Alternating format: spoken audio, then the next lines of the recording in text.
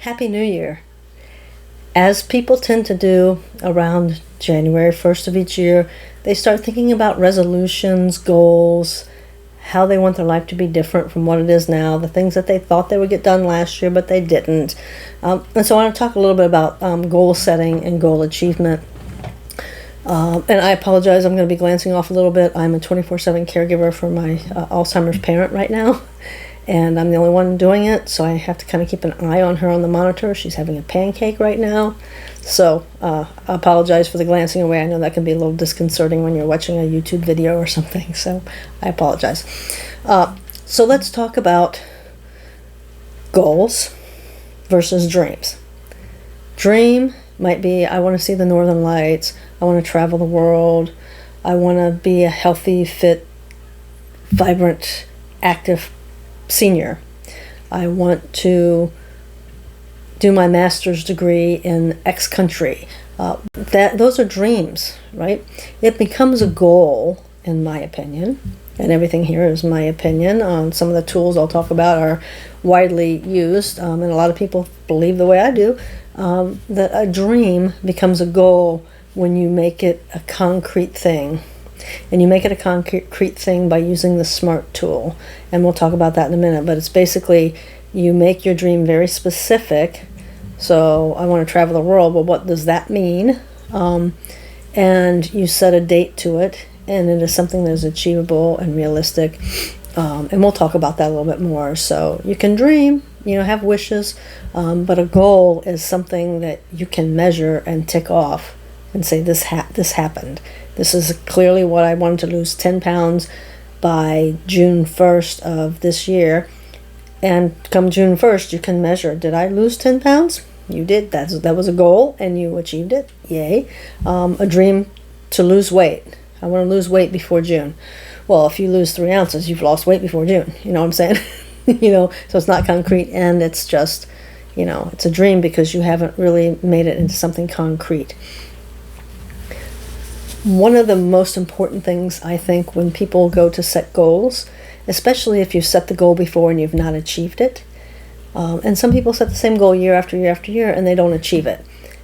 And here's my take on that. If you've set the same goal repeatedly and you've not achieved it or achieved part of it, you have to look at whether or not that's actually a meaningful goal for you. Is that really what you want? Is that really what you want to achieve? And to figure that out, we use the beautiful why tool. This is called the 5 whys.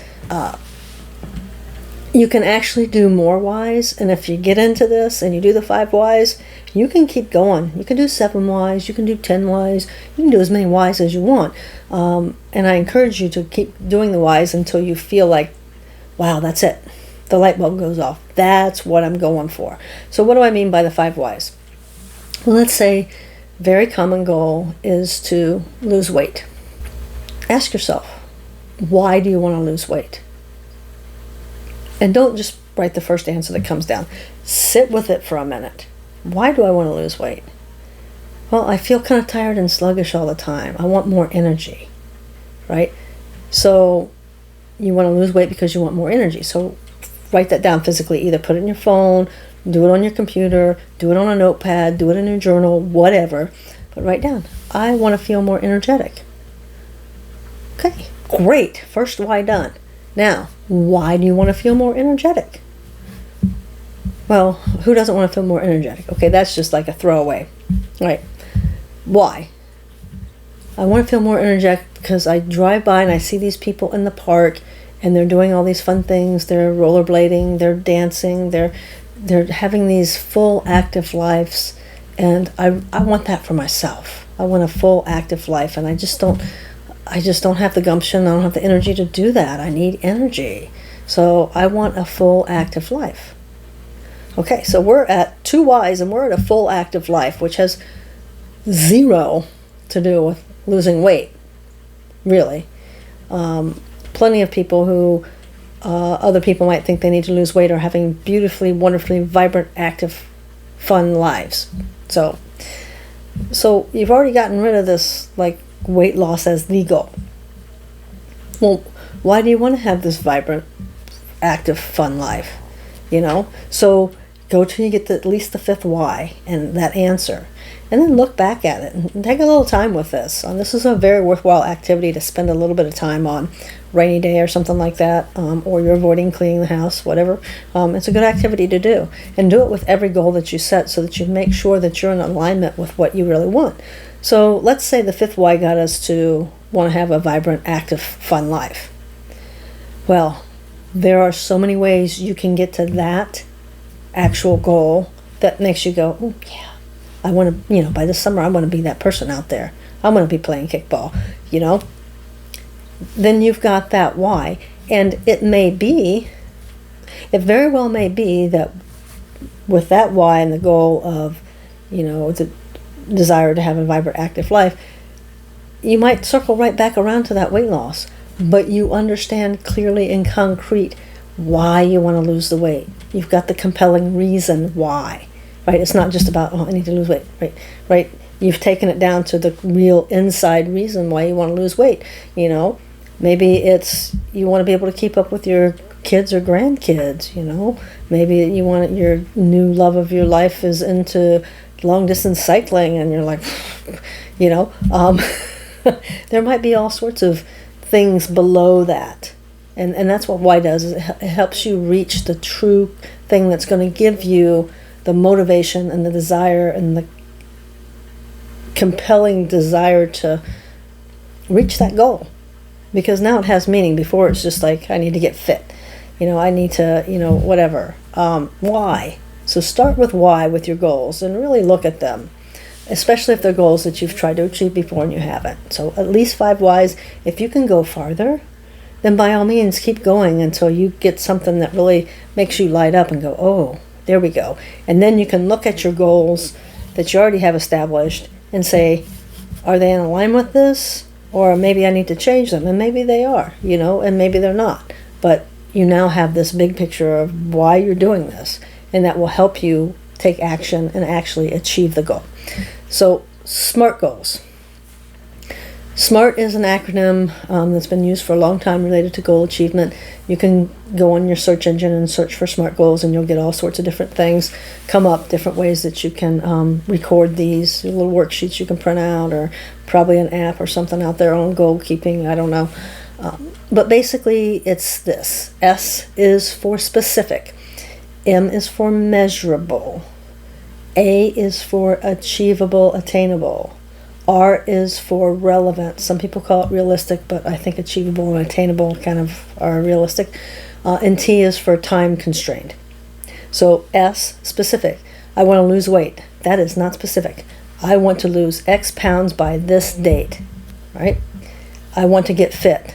That is in no way specific. What the heck does fit even mean, right? What means fit for me might mean something different for somebody who is involved in athletics.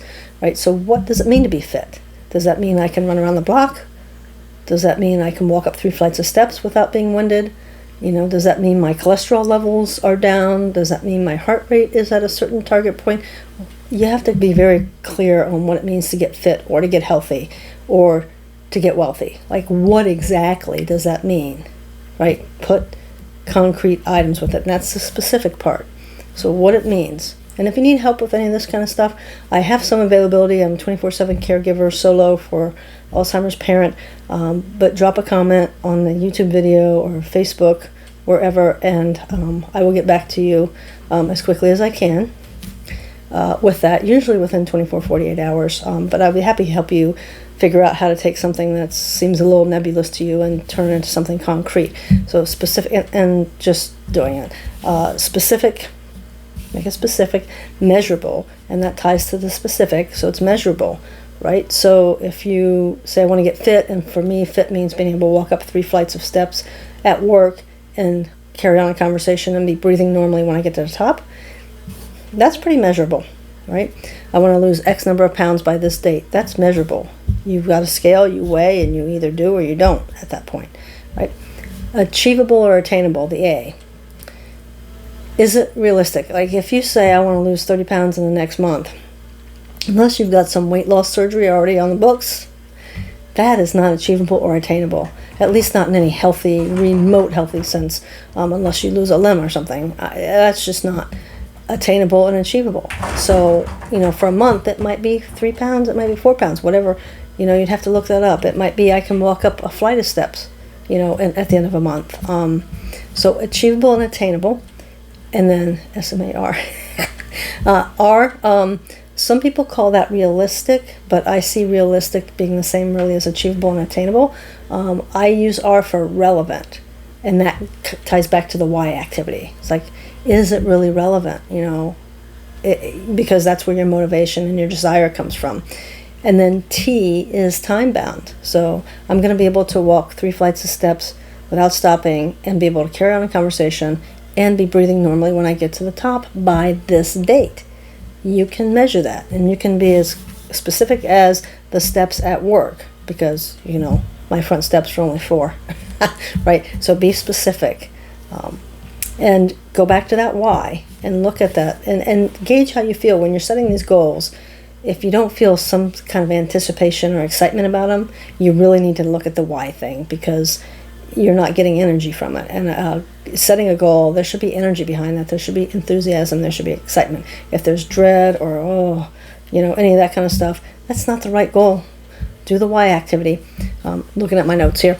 So the next thing to do is reflect on yourself. If you have trouble even with your somewhat compelling goals to have success, especially in the beginning, get an accountability partner.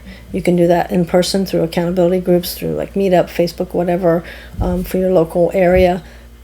Or you can find somebody at your church or work or whatever, and just put it out there and say, hey, I'm looking for an accountability partner for my goal setting. Way back when I was in my 20s, a coworker and I, we went to a time management seminar, half-day seminar. Thank you, Bev, for sending us to that. And after we got so jazzed up from that thing, it was like $49 each or something. I don't know. So money well spent. Thanks, Ameriscribe. But we were just jazzed, and we decided to become accountability partners. And every week we met for lunch 1 day a week, and it was like ironclad, unless our boss was, demanding to see us or something like that, we were there. And we got our little calendars out, we got our sandwiches, and we did our work goals, our personal goals, and it was fantastic. We just achieved so much during that time. I'm still kind of excited about it. I love that. I used to run an accountability group too, so they're out there. Meetup is a good place to find things like that. Celebrate micro rewards. Micro rewards are something like a little piece of your favorite chocolate or something like that for achieving a smaller goal.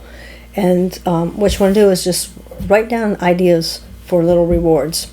So you can have rewards for little goals, like a weekly goal, maybe a little nice reward for a monthly goal, and make your rewards kind of tailored to the achievement, right? So, eating an extra piece of fruit and extra serving of vegetables every day for a week, that might, be a little tiny reward, aside from the health benefits you're getting from it. But then a goal of like being able to run 3 miles by, a date in the future. When you achieve that, you might want to take yourself out for a massage or something, so make it relevant, kind of in line with the goal that you've set. But set up and write them down again so that you know what they are. And then when you set your goal, it's like, when I achieve this particular milestone in this goal, I get this, I get to do this, whatever it is. And that will help you a lot. Obstacles. So if you're overcommitted, you need to look at how you're spending your time.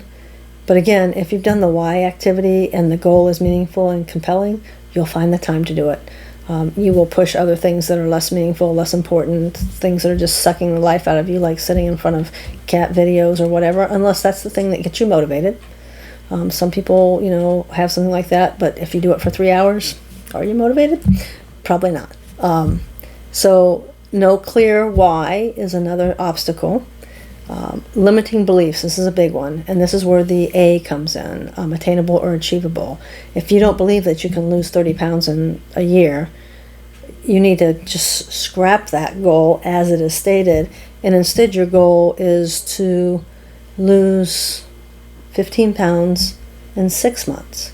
And if your belief, and you're going, oh, I can't do that, right? Then break it down even smaller, right? 7 pounds in 3 months, right? And when you get to 7 pounds in 3 months, if you do that 4 times in a row, you're at 28 pounds. You're darn close.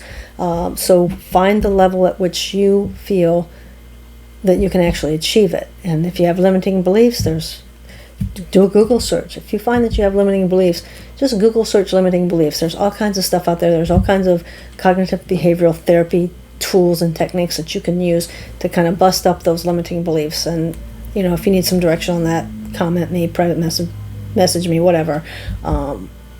But find something that's attainable and achievable. Some tools, accountability partner we talked about. Sometimes to just get going, you might need to throw on some favorite music, you know, the theme from Rocky. Who doesn't love that, right? Oh yeah, we're going to conquer the world. Maybe it is the reward. You know, the reward is like, ooh, okay, I get that piece of chocolate coming. I'm gonna do this flight of steps. Maybe it's exercise or activity. Maybe you find that after you go for a walk around the block, you're like all stoked up and ready to go. Maybe it is when you go to church and you come out of church and you're like, I can conquer the world, right? You go to the public market for your shopping on Saturday morning and you come away and you're just jazzed. That's the time. Seize on those times where you've got energy and enthusiasm and keep your goals in front of you. It might be a person. There might be somebody that you talk to or are around that just makes you think all things are possible. Be around that person. And there's a chance that if you're around somebody like that and you're not in a relationship, you might look that direction, because that's a really good sign. So take the tools that you have and do your why activities, set your goals, use the SMART tool, but really drill into the why, because when you're writing the goal down, if it doesn't feel exciting to you while you're writing it down, it's not the best goal for you. It might be a goal and you might achieve it, but it's not the best goal for you. It's not feeding you. There should be excitement and enthusiasm when you're writing it down. It's like, oh yeah, this is going to be good, right? I hope that helps. It's a little long-winded, but I tend to be a little long-winded, just the way the cookie crumbled. Didn't talk for most of the first 20-some years of my life, so I'm making up for it. So good luck on your goals. If you got questions or anything, go ahead and drop them in the comments. No worries. I'll get back to you as quick as I can. Thanks very much and have a great year.